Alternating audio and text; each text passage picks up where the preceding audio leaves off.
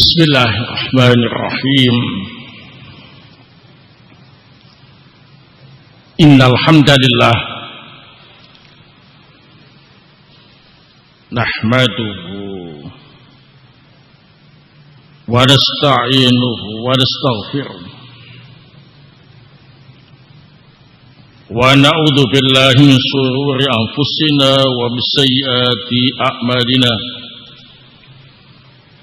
Man yahdihillahu fala mudilla lahu wa man yudlil fala hadiya lahu.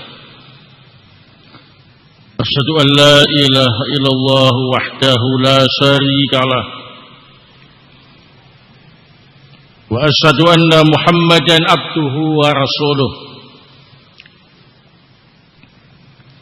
Ya ayyuhalladzina amanu taqullaha haqqa tuqatih wa la tamutunna illa wa antum muslimun. Ya ayyuhan nasu taqu rabbakum alladzi khalaqakum min nafsin wahidah wa khalaqa minha zawjaha wa batha minhuma rijalan katsiran wa nisaa'a wattaqullaha alladzi tasaaluna bihi wal arham innallaha kana 'alaikum raqiba. Ya ayyuhalladzina amanu taqullaha wa qulu qawlan sadida yuslih lakum a'malakum wa yaghfir lakum dhunubakum wa may yuti'illaha wa rasulahu faqad faza fawzan 'azima. Amma ba'd, fa in asdaqal hadits kitabullah ta'ala wa khairal hadi hadi Muhammad sallallahu alaihi wa ala alihi wasallam wa syarrul umur muhdatsatuha wa kullu muhdatsatin bid'ah wa kullu bid'atin dhalalah wa kullu dhalalatin finnar. Ikhwanafiddin a'azzakumullah. Alhamdulillah, kita panjatkan puji dan syukur kehadirat Allah Subhanahu wa taala yang telah memberi kita kesempatan untuk bisa kembali berjumpa di masjid yang penuh barakah ini. Semoga perjumpaan kita kali ini mendapatkan ridha dari Allah Subhanahu wa taala dan barokahnya. Amin. Wanabidina azakumullah. Permasalahan terkait dengan kewajiban orang tua terhadap anaknya merupakan permasalahan yang sangat penting untuk kita kaji bersama-sama dalam rangka mengamalkan firman Allah Subhanahu wa taala dalam surah At-Tahrim ayat yang ke-6. Ya ayyuhalladzina amanu, wahai orang-orang yang beriman,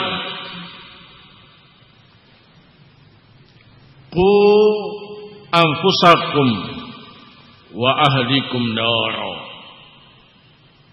Jagalah diri kalian dan jagalah keluarga kalian dari api neraka. Al-ayah, seterusnya ayat.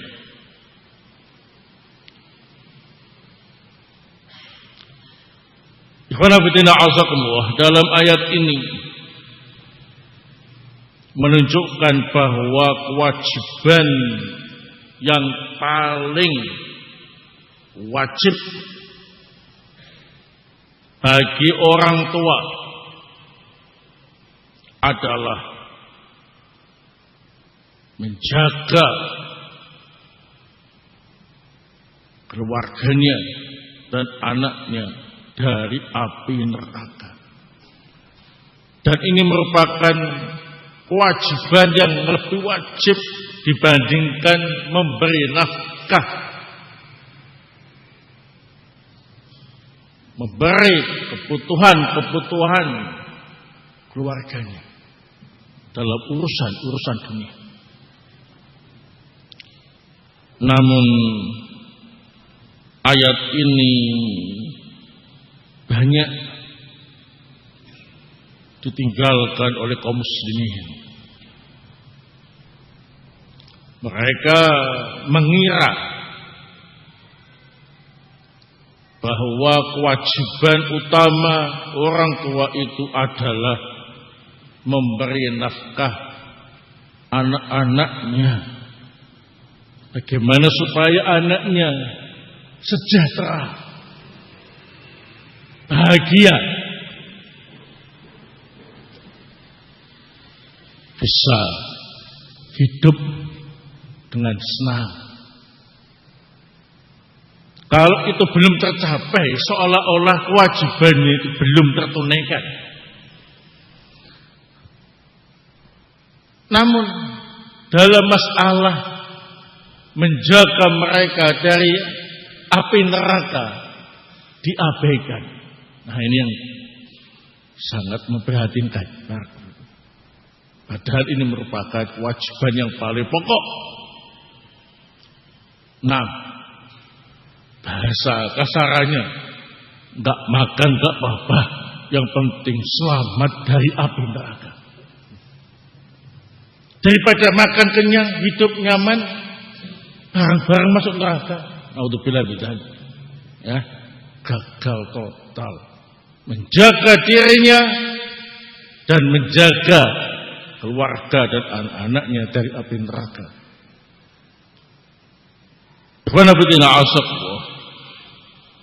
Tentu untuk menjaga keluarga dari api neraka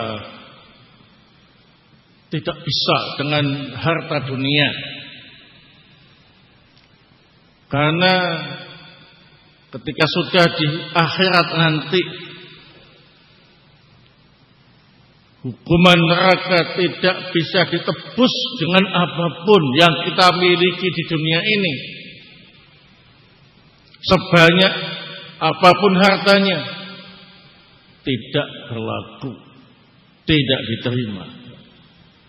Juga pengawal-pengawal yang kita miliki tak bisa menyelamatkan kita dan anak-anak kita dari neraka. Atau relasi-relasi kita dari penguasa, pejabat-pejabat yang biasa melindungi kita ketika di dunia juga tidak memiliki manfaat apa-apa, gak berfungsi sama sekali untuk menjaga kita dan anak-anak kita dari api neraka. Lalu dengan apa kita menjaga mereka dari api neraka? Nah, ini para ulama sepakat dari kalangan ahli tafsir bahwasanya menjaga mereka dari api neraka itu dengan cara mengajarkan mereka ilmu agama dan mengamalkannya dengan baik. Nah, pendidikan. Gimana betina asyaqullah? Ini yang sangat kita sayangkan. Orang tua justru mengabaikan pendidikan agama untuk putra-putrinya. Mereka lebih senang jika anak-anaknya bisa berperan dalam urusan-urusan dunia, bisa sukses dalam urusan-urusan dunia, bahkan merasa malu jika anaknya itu belajar agama, mereka menganggap itu sudah ketinggalan zaman. Padahal dengan cara semacam ini, anak-anak tidak diajari agama, malah fokus belajar ilmu-ilmu dunia. Ini merupakan bentuk tidak tanggung jawabnya orang tua terhadap keselamatan putra-putrinya. Nah, jadi kita yang sudah paham masalah ini, hendaknya berusaha sekuat tenaga bagaimana anak kita tetap berada di majelis-majelis ilmu agama. Kita biayai mereka, kita dukung mereka dengan sepenuh hati. Kita semangati mereka supaya terus belajar, terus meningkatkan kualitas belajarnya, terus menuntut ilmu agama setinggi mungkin. Karena dengan cara itu, tugas orang tua menjaga anak-anaknya bisa terlaksana dengan baik. Selamat dari api neraka.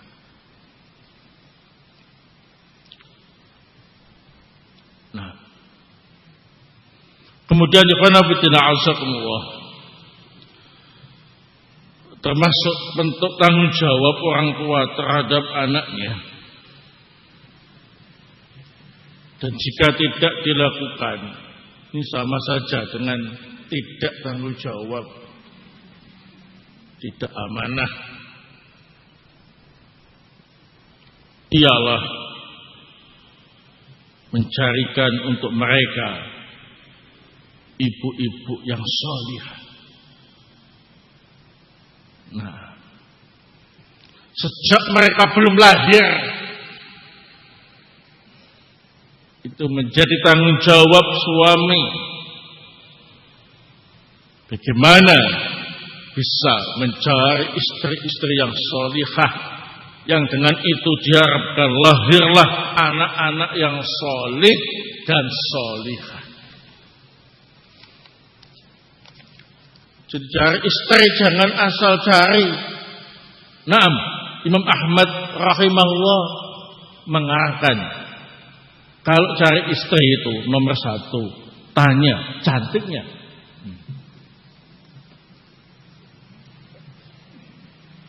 Namanya laki-laki, ya senang dengan yang cantik kan. Nah, begitu. Sorry ya. Kalau sudah cocok dengan kecantikannya, maka pilihlah yang bagus agamanya. Kalau ternyata enggak bagus agamanya, batal. Selesai. Kalau ternyata bagus agamanya, lanjut. Seperti itu. Enggak usah pakai pura-pura aku milih yang bagus agamanya. Enggak cantik enggak apa-apa. Terus terang saja kamu cari yang cantik kan. Itu Imam Ahmad rahimahullah. Jadi kalau cari istri, tanya kecantikannya dulu ya. Cantik enggak? Cantik gitu. Maka carilah yang baik agamanya. Kalau bagus agamanya, lanjut. Kalau ternyata agamanya enggak bagus, mohon maaf, ilahuna sampai di sini. Ini merupakan wujud tanggung jawab seorang laki-laki agar nanti anak keturunannya menjadi solid. Nah, tapi kalau asal cari, nah ini sangat berbahaya. Bagaimana kalau bisa terlanjur? Nah, bapaknya enggak solih, ibunya juga enggak solihah. Kemudian keduanya mendapat hidayah dari Allah Subhanahu wa taala. Tahu bahwa selama ini jauh dari agama. Nah, sudahlah, yang lalu biarkan berlalu. Sekarang mulai dari awal menjadilah suami yang saleh, istri yang saleh, agar anak-anak kalian menjadi anak-anak yang saleh dan saleh. Nah, ya, jadi kalau laki-laki cari istri sembarangan, nggak solihah nggak apa-apa, nggak ngerti agama nggak apa-apa. Ini termasuk bentuk tidak amanah terhadap anaknya nanti.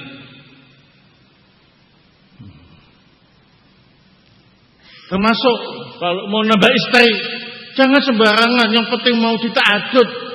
Nah, ini penting. Susah cari yang mau dita'adud, umat, akhwat.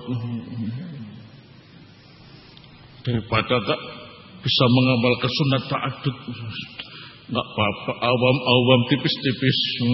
Yang penting mau dita'adud. Nah, ini merupakan keputusan yang tidak amanah bagi anak-anaknya nanti.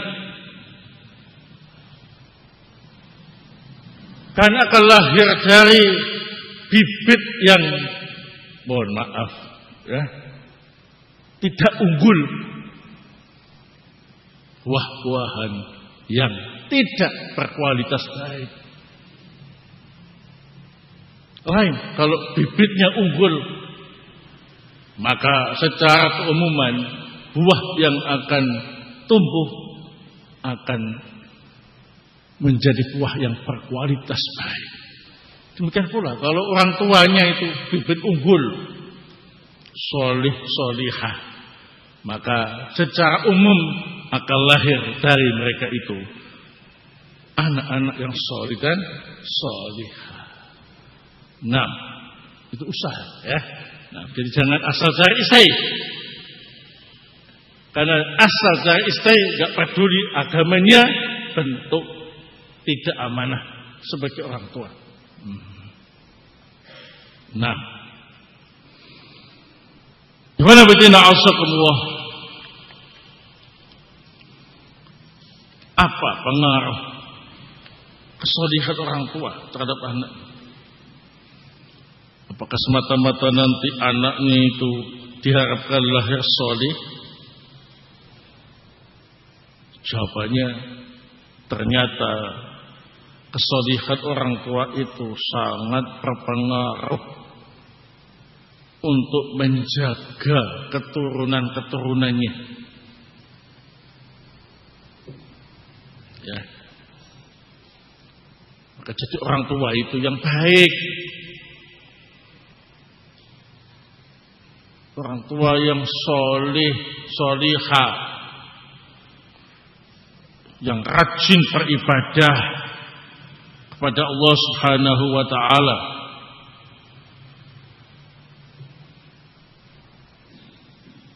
Tidak melanggar larangan-larangan Allah Subhanahu wa taala. Karena dari orang tua yang soleh itu Allah akan menjaga keturunan mereka. Nah, disebutkan dalam Al-Quran,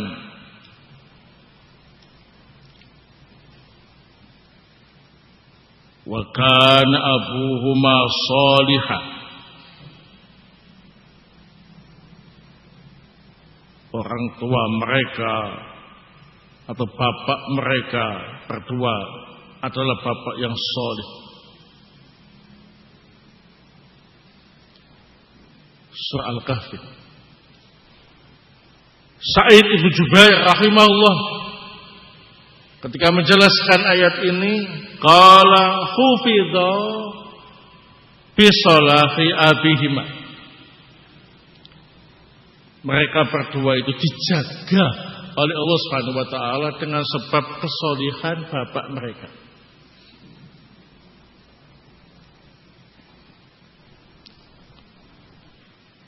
Ibnu Katsir dalam tafsirnya juga menjelaskan fihi dalil ala anna rajul salih yuhfadhu fi dzurriyyatihi. Ayat ini merupakan dalil bahwa bapak yang solih keturunan-keturunannya akan dijaga oleh Allah Subhanahu wa taala. Nah, jadi dengan kita tidak solih, dengan kita menjatuhkan diri dalam kemaksiatan, maka sama saja kita tidak bertanggung jawab dalam masalah penjagaan keturunan kita. Berarti kita secara sengaja membiarkan keturunan kita tidak dijaga oleh Allah Subhanahu wa taala, padahal kita berkewajiban menjaga mereka. Jadi jaganya itu dengan apa? Kesolihan. Tidak nyewa pengawal-pengawal yang selalu menjaga anak-anaknya kemana mereka pergi, bukan. Tapi menjaga dengan kesolihan itu. Yang dengan kesolihan orang tua, Allah akan menjaga keturunan-keturunan mereka. Sehingga orang tua harus berbenah supaya anaknya itu dijaga oleh Allah, diberi barokah oleh Allah, berprestasi. Nah, ya mungkin selama ini ada muskilah ya. Ini anak susah diatur, sudah diatur, prestasinya jatuh. Nah, coba dilihat bagaimana orang tuanya. Oh, pantas orang tuanya sudah enggak pernah taklim. Oh, pantas orang tuanya sudah enggak pernah sholat jamaah di masjid. Oh, pantas orang tuanya itu enggak paham agama, ibadahnya juga asal-asalan, bahkan enggak nampak sholatnya. Baik, ini sebabnya ya.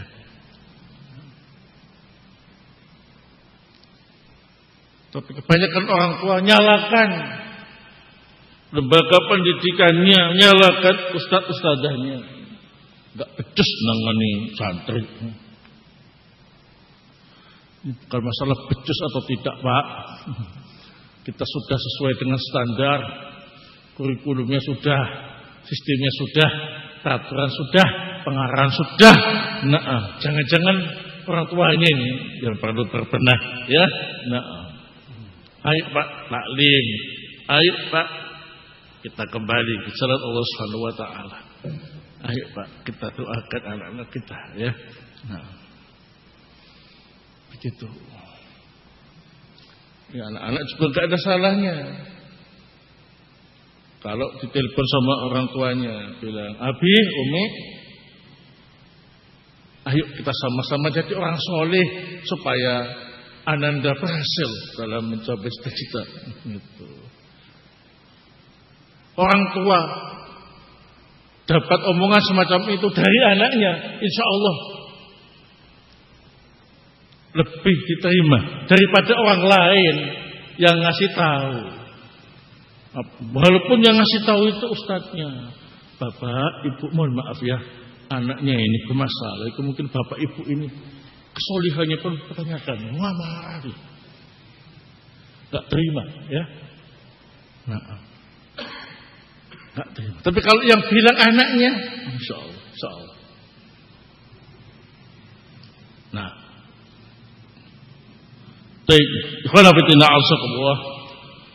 jadi dengan tidak soleh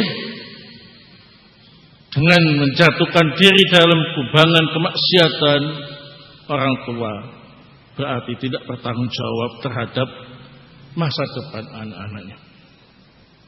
Karena kesolihan mereka bisa menjadi sebab Allah jaga putra-putrinya. Dan kalau Allah sudah menjaga putra-putrinya, maka mereka akan mendapat rahmat dan barakat dari Allah, akan berprestasi, akan berhasil, akan menjadi orang yang baik. Nah, ini berdasarkan ayat ini, ya. Wa kana abuhuma sholihah. Kemudian ikhwan fillah azakumullah, termasuk perkara yang menunjukkan bahwa orang tua tidak melaksanakan kewajibannya dengan baik ialah sengaja tidak memberi nafkah anak-anaknya, lepas tangan, nggak mau tanggung jawab.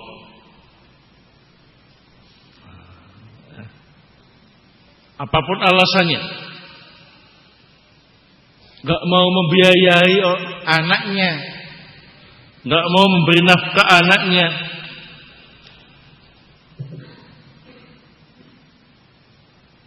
Kalau ada yang mengatakan soalnya dia nggak punya, jawabannya ya harus kerja.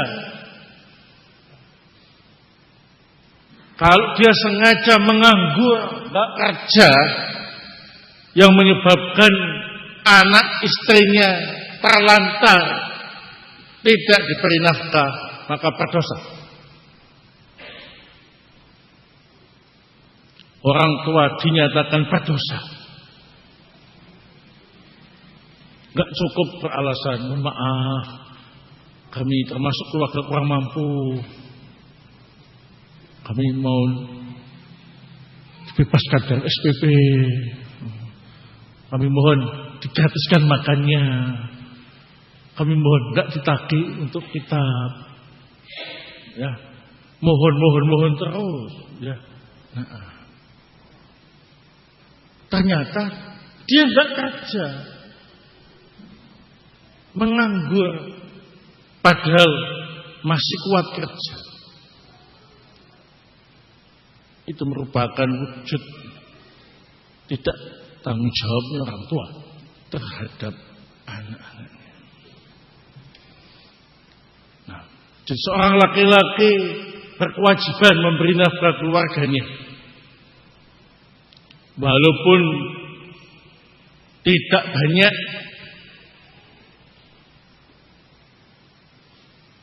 tapi tetap berkewajiban. Kalau sampai tidak mau sama sekali menanggung kewajiban nafkah anak istrinya, maka dinyatakan berdosa.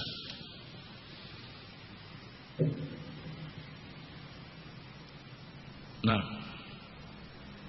kalau nafkahnya banyak, maksudnya luas rezekinya, ngasih nafkah banyak. Kalau syarat yang ngasih nafkahnya sesuai dengan kemampuan, tidak kemudian lepas tangan sama sekali atau lari dari tanggung jawab dengan alasan ini dan itu, kan itu merupakan kewajiban. Apalagi yang paham agama, itu harusnya dalam masalah ini tidak boleh terjadi angkat tangan dari biaya pendidikan anak-anak. Orang awam saja yang kerjanya mengayu becak, slogan mereka, wahai anakku, kuliahlah kamu, jadilah kamu sarjana, biar bapak yang menanggung dengan becak ini. Banyak kisah-kisah semacam itu, ya. sarjana, anak tukang beca. Harusnya kita sebagai salafiyin paham bahwa biaya pendidikan anak-anak itu tanggung jawab kita, orang tua mereka. Harusnya bilang, fokus belajar, wahai anakku. Terus belajar sampai jenjang yang tinggi, sampai menjadi ulama. Biar bapak yang banting tulang mencari nafkah, membiayai selama bapak masih hidup. Bagus. Orang-orang semacam ini yang perlu kita bantu, ya. Tapi kalau dia bersenang-senang, foya-foya, bermalas-malasan, tapi kemudian pekerjaannya lobby-lobby, apa Ustaz? Bisa enggak bebas SPP?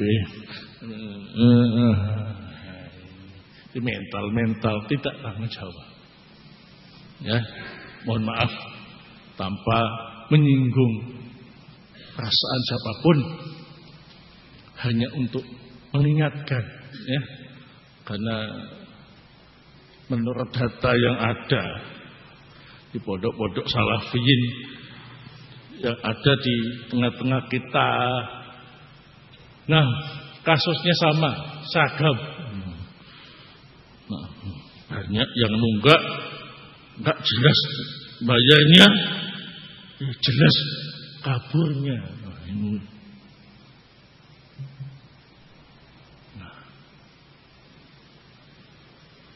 Padahal itu merupakan kewajiban. Seandainya tinggalnya di rumah ya tetap kasih makan kan. Orang tuanya yang makan. Itu merupakan kewajiban orang tua. Nah, kalau nggak bisa biayai anak, nggak usah punya anak. Nah, nggak bisa merawat istri, nggak usah nikah. Nggak mampu saja, puasa saja. Menikah itu menghidupi anaknya orang. Dan kalau punya anak, menghidupi anakmu sendiri, nah gitu. Anaknya orang, anaknya sendiri gitu. Ini kalau nggak punya kewajiban semacam itu, nggak punya tanggung jawab semacam itu, ya jangan nikah, jangan punya anak, ya untuk kewajiban. Barakallahu. Ini, karena betina alsakumullah, termasuk bentuk tidak tanggung jawabnya orang tua terhadap anak-anaknya ialah memasukkan mereka ke dalam lembaga pendidikan yang menyimpang. Nah, insyaallah ini bukan masalah prestasi, bukan masalah gelar, bukan masalah dunia, tapi masalah kemaslahatan agama, ya. Nah, karena dengan memasukkan mereka ke dalam lembaga-lembaga yang menyimpang, sama saja kita ini nyeburkan anak ke dalam lautan.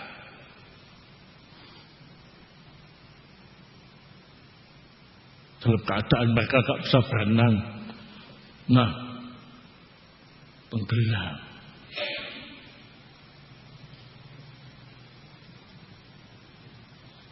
Alasannya lembaga-lembaga pendidikan salafiyin masih belum bisa bersaing.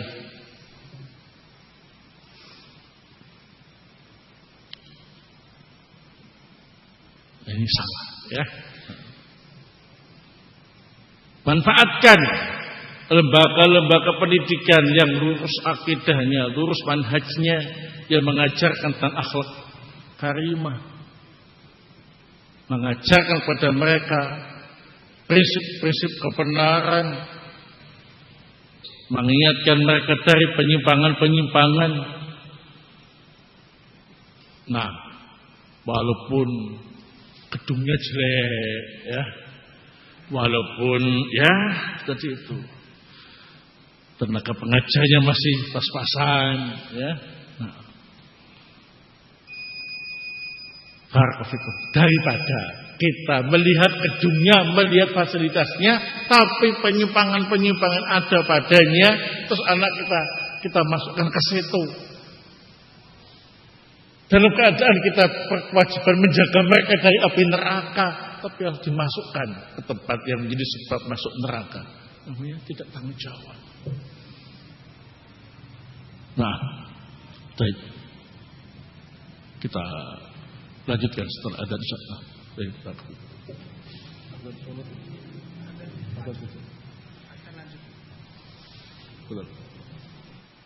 lebih mustajab daripada doa ibunya. Tapi ibunya kalau berdoa juga mustajab juga, begitu ya. Nah. Kemudian kalau kita membaca Al-Quran, para nabi yang berdoa bukan istrinya.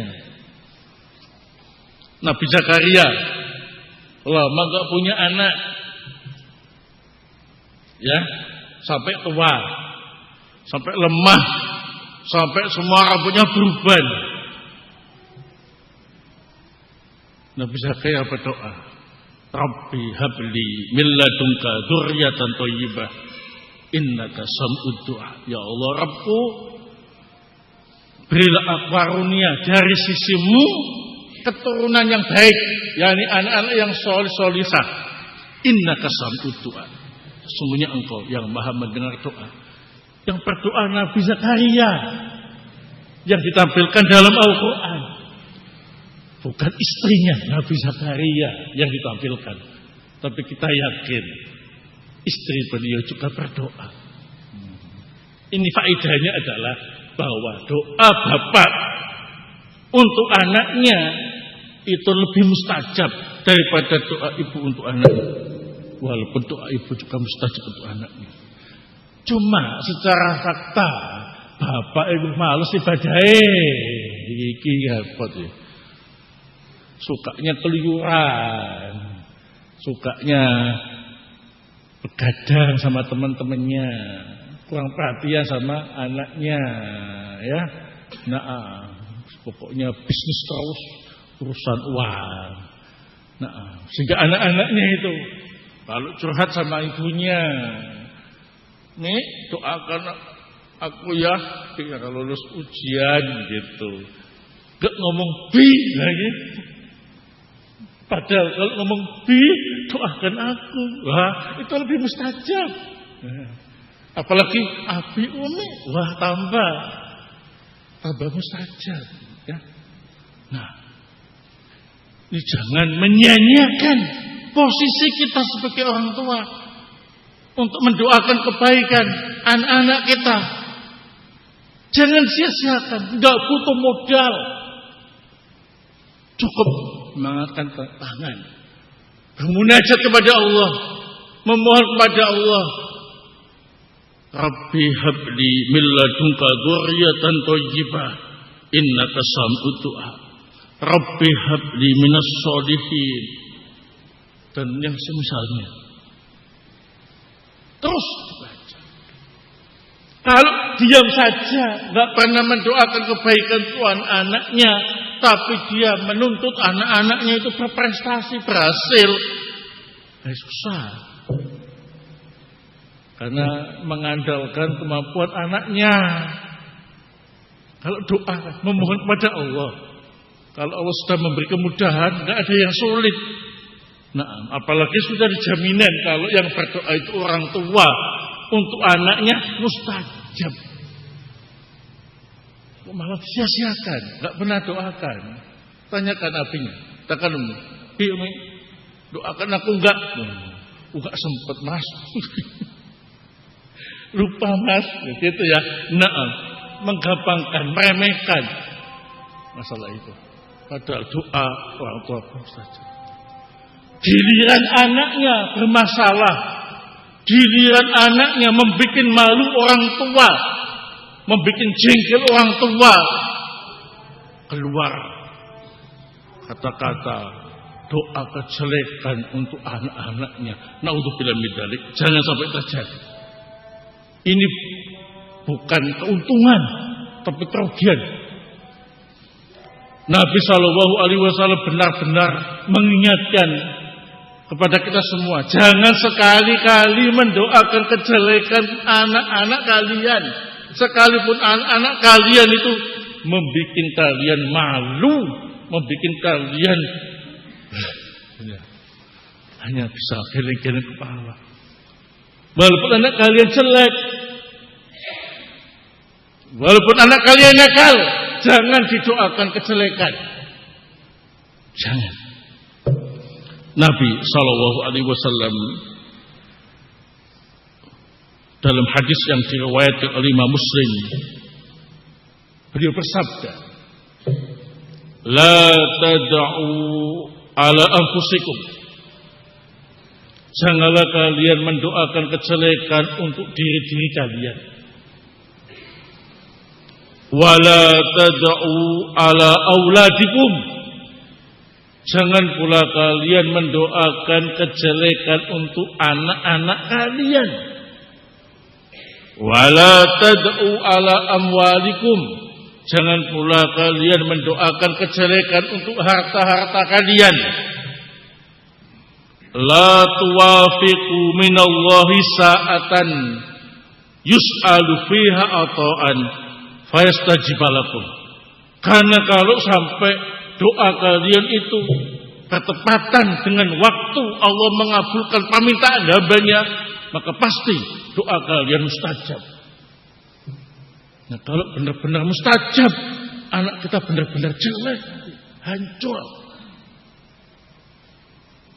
Jadi kalau marah pada anak, emosi pada anak, jangan sampai mendoakan kejelekan untuk anak-anaknya. Mereka itu buah hati kita. Mereka itu darah daging kita sendiri. Walaupun jelek, walaupun gak berprestasi, walaupun itu anak kita. Jangan sekali-kali mendoakan kejelekan. Termasuk bentuk tidak tanggung jawabnya orang tua. Sudah enggak doakan kebaikan, malah mendoakan kejelekan. Naudzubillah min dzalik. Nah, baik. Jadi kalau ada anak-anak yang bermasalah, ya, ini kalau bisa komunikasi sama orang tua, ya, ini Pak, Bu, mari kita doa bersama-sama untuk kebaikan anak Bapak, Bu, ya. Nah, doanya Ustaz untuk anaknya Bapak ini masih belum apa-apa dibandingkan doanya Bapak untuk anaknya sendiri, ya. Nah, kok malah bapaknya bilang, Ustaz, doakan anak saya ya supaya sukses gitu. Duh, kok aneh ya kan? Doanya Bapak itu lebih mustajab daripada doa saya untuk anak Bapak. Kalau untuk anak saya sendiri ya Pak, itu Assalamualaikum, ya kan gitu. Orang nggak paham itu. Nggak pernah doakan untuk anaknya, malah minta didoakan oleh ustadznya, ya. Nah, jadi begitu. Barakallahu. Nah, kemudian Ibn Abitina Asakumullah, termasuk bentuk ketidaktanggungjawaban orang tua terhadap anaknya ialah memberi mereka nama-nama yang jelek.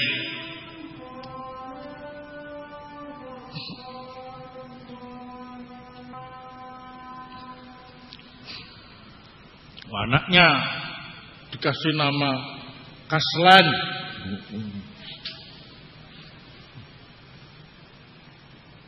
Apa artinya Kaslan?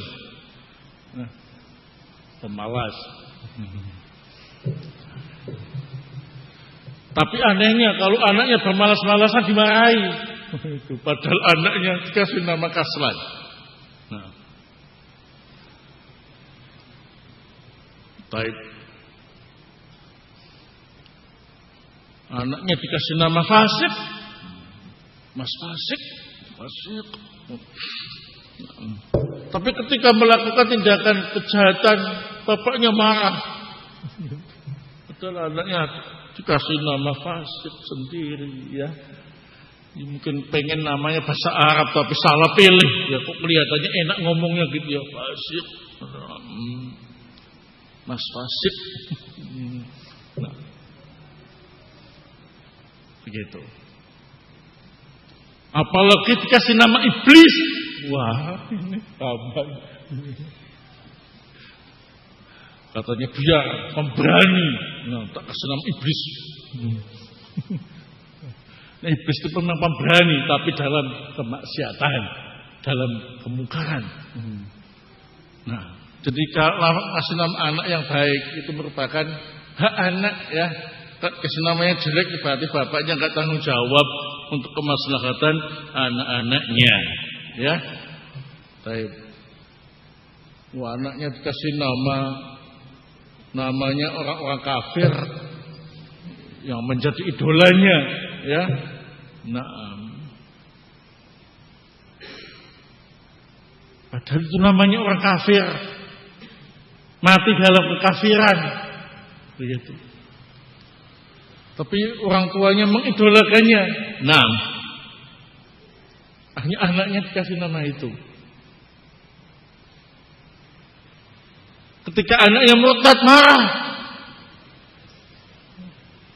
katanya itu nama orang kafir, matinya kafir. Kamu ngasih nama anakmu seperti itu. Ketika anakmu murtad, kamu kok marah?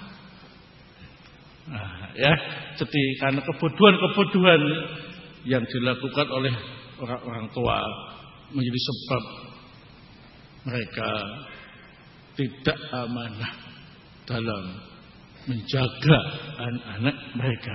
Ini masalah nama, masalah yang remeh, tapi tidak boleh kita salah, ya, memberi nama anak. Apalagi sampai anak tadi namanya merendahkan dirinya, ya, kaslan, fasik, iblis, ya, yang perempuan namanya Asiyah, pakai sod, qobihah, dolimah, mau yang penting mah gitu. Naudzubillah min dzalik. Nah, sebetulnya masih banyak pembahasan tentang masalah itu, ya. Semoga Allah Subhanahu wa taala menjadikan kita orang-orang tua yang solih-solihah, ya. Anak-anak kita juga anak-anak yang solih-solihah, sehingga kita dapat kesempatan yang bahagia di akhirat nanti.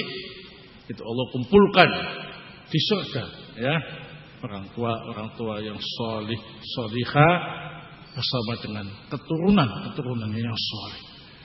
Wallahu taala a'lam bissawab. Nah, ini yang bisa saya sampaikan, semoga bermanfaat. Nah,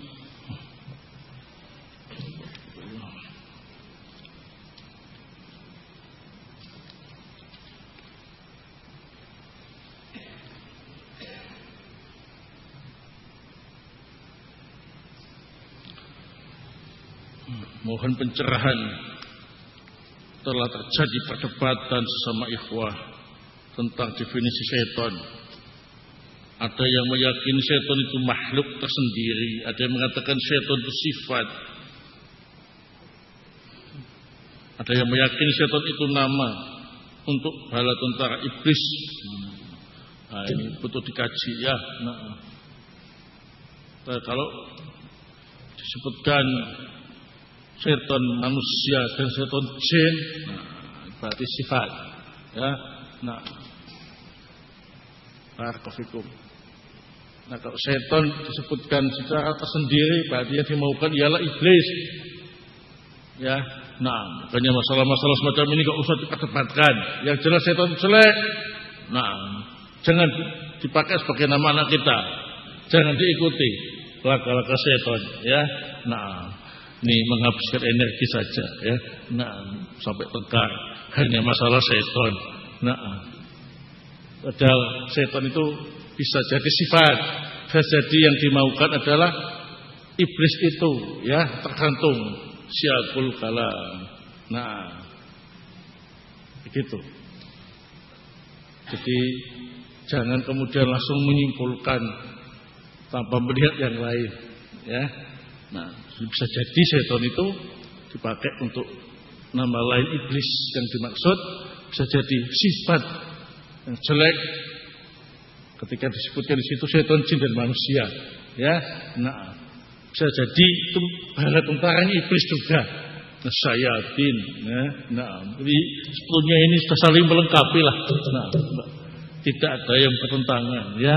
Tinggal ayat yang dimaksud itu maksudnya apa? Ini maksudnya setan iblis, apakah sifat ataukah bala tentara iblis? Nah, gitu. Dilihat ayatnya. Siapalah ya.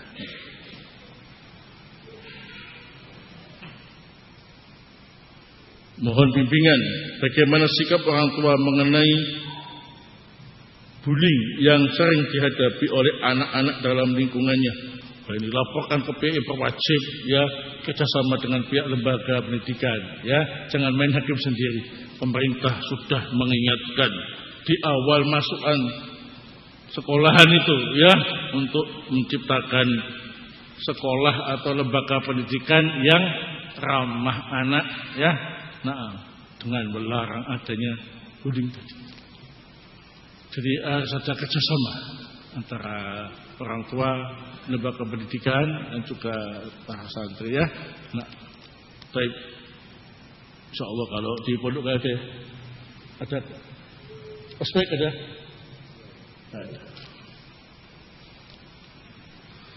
Apakah muamalah suami istri berpengaruh dengan rezeki mereka? Ya bisa jadi, ya. Nah, bisa jadi. Kalau suami istrinya bertakwa, insya Allah rezekinya lancar, barokah, ya. Nah,